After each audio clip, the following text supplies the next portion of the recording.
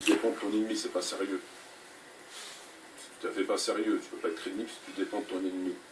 Et quand on voit des gens qui revêtent la stature de résistants, de grands résistants ici en France, et que lorsqu'on leur coupe la chaîne YouTube, ben, ils sont complètement perdus, et qui commencent un petit peu à chouiner, c'est pas sérieux.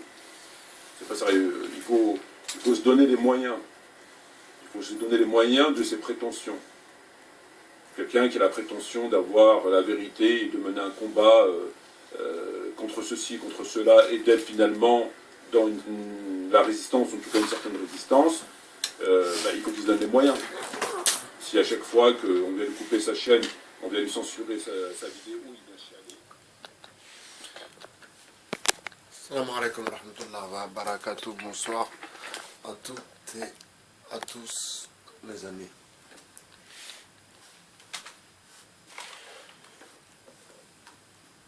Alors, comme vous pouvez peut-être le deviner,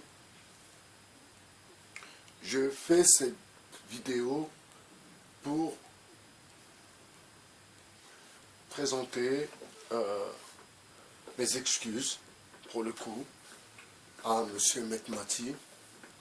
Premièrement, pour l'avoir mis quelque part à la même place que Jaslem, alors que comparaison n'est pas raison, mais pour le coup, non, c'est un manque de respect total. D'avoir comparé M. Metmati à de l'avoir mis quelque part au même niveau, c'est un manque de respect total pour M. Metmati. Ça, c'est un manque de respect de ma part d'avoir fait une comparaison entre M. Metmati et Jaslem, premièrement.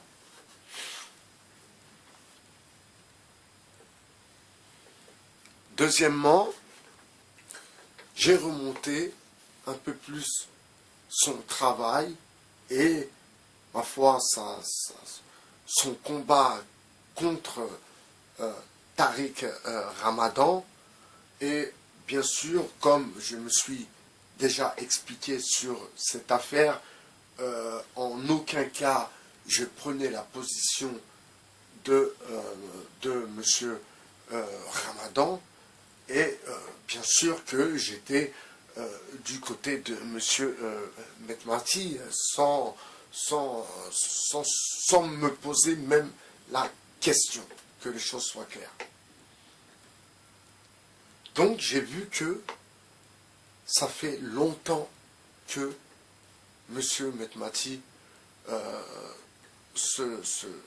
ça fait longtemps que M. Metmati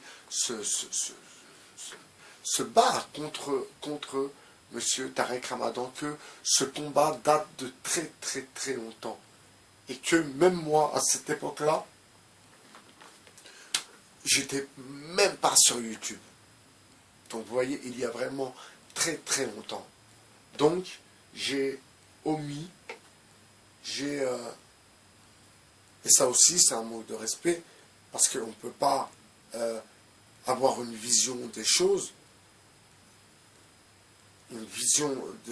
et un a priori ou bien une idée sur la personne sans connaître son travail dans le fin fond de son travail, vous comprenez? Donc, ça aussi, c'est un deuxième manque de respect.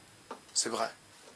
Alors, je peux le comprendre qu'il ait pu le prendre ainsi, comme un manque de respect.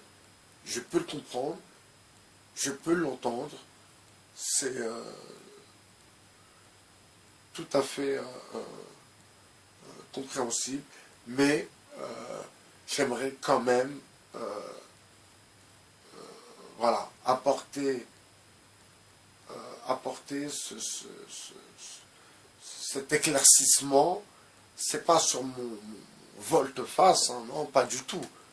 Juste que parfois, il faut un peu, ma foi, revoir ses copies. Il faut aussi un peu voir les choses avec un peu plus de recul et beaucoup plus de discernement.